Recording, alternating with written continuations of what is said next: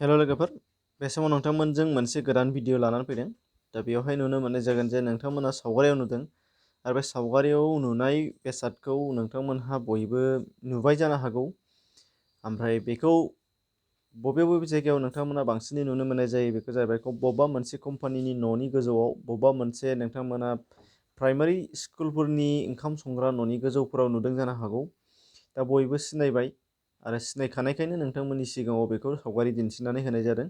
दा बाहाय खोथाया जाहैबाय दानिया बेयो मा एबा बेनि मुङा मा, मानो बाहायो, माब्रै मा खामानि मावो बेफोरखौ जोङो गोबाङानो मिथिया। नाथाय दा फैदो अब्ला फारि फारि मिथिदिनि बेयो मा, बेनि मुङा मा एबा बेजों मा खामानि जायो, माब्रै खामानि मावो, बेयो माखौ मावो बेनि सोमोन्दै नायलांदिनि। दा फैदो फारि फारियै नुनांनि। फार्स्टआव नुनो मोननाय जादों नोंथांमोनहा बेखौ बुंनाय जायो वाइन्ड टारबाइन भेन्टिलेटर। दा बेनि मुंखौ इंराजियाव वाइन्ड टारबाइन भेन्टिलेटर होननानै मिथिनाय जायो। बेनिफ्राय नुगोन जायफोर न'फोराव गोबां बिबांनि खामानि मावनांगौ जायो आरो गरम बारा जायो, उखुन्दै खुयो, दरजा खिरखिनि सुबिदाफोरा खम, बैफोर न'फोराव गोजौजों एबा साइडजों बे भेन्टिलेटरखौ दोननाय जायो।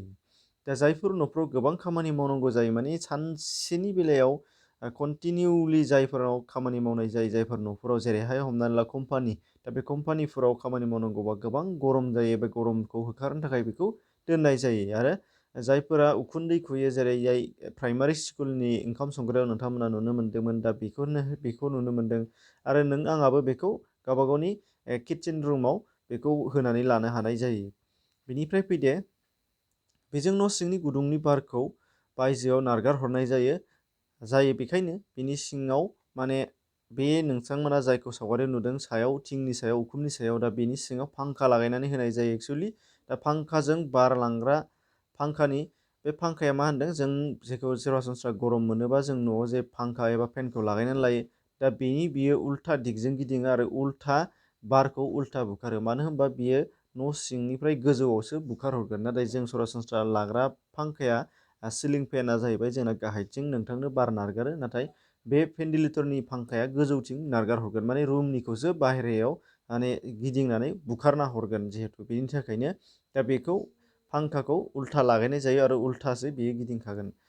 दा बेनिफ्राय नुगोन सावगारियाव बुजायनानै होनि नोंथांमोनहा माबोरै खालामो बेखौ नुनो मोननाय जागोन जे जोंनि बे गोमोआ न' सिंनि बार, बे बारखौ बियो गिदिंनानै नैबे भेन्टिलेटराव थानाय फांखाया बुखारना हरो आरो बेबो गिदिंनायजों लोगोसे बेयो भेन्टिलेटरा गिदिंनायजों लोगोसे बेयो गिदिंनानै बुखारलाङो आरो नैबे बायजोआव थानाय बारा बे गरमखौ बुखारनानै लाङो। आरो बेनिफ्राय न'नि जायखिजाया दरजा एबा खिरखिफोरजों सरासनस्रा बार एबा गुसु बारा हाबलांनानै आरो रुमा गुसु जानायनि चान्स थायो। दा बेखायनो बेखौ बानायनाय जायो। आरो दा लास्टाव खनसे बुंफिननाय जादों वाइन्ड टारबाइन भेन्टिलेटर बेनि मुङा। दा साफ्रोमबो गोसोआव लाबानो जाबाय आरो उन्दै गथ'साफोरा सोङोबा खिन्थानानै होबानो जाबाय, जाहाथे मिथिनो हानाय जायो आरो बेखौ मानो बाहायनाय जायो बेखौबो मिथिनो हानाय जायो। एसेनोसै, गोजोन्थों।